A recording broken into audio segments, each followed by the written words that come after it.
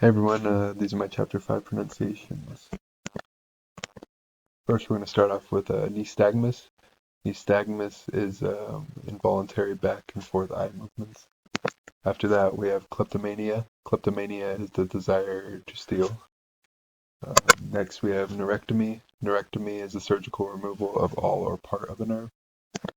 After that, we have neuroplasty. Neuroplasty is the reconstruction of a nerve.